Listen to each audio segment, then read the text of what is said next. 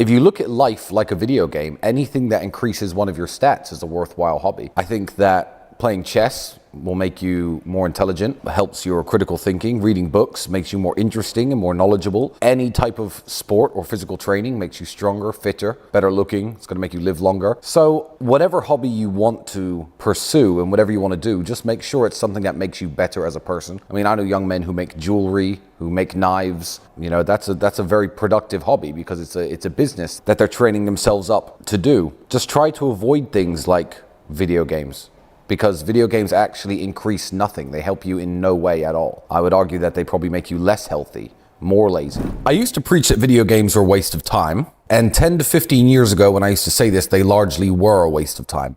Now they still are a waste of time. However, time you enjoy wasting isn't necessarily time wasted. So I, for example, like to read books. I read books, I listen to audiobooks.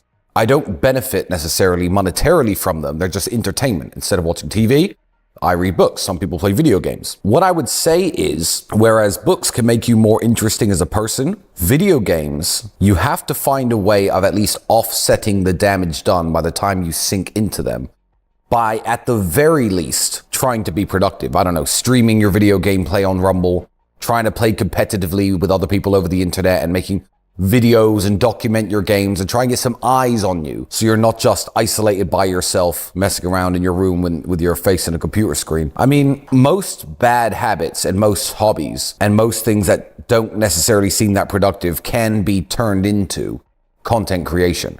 And that's something that we teach inside of the real world, regardless what it is. No matter, I mean, if you like shining shoes, if you do it to a professional level, you can create content and get eyes on you and get, you know, advertisers and make money and start a channel based on that. So I think video games are a waste of time still. Yeah, they're still a waste of time and the gamers are going to get mad at me. But there are, you know, extremely famous streamers who make a lot of money playing video games, and people say like, oh, well, they play video games, I should do the same thing.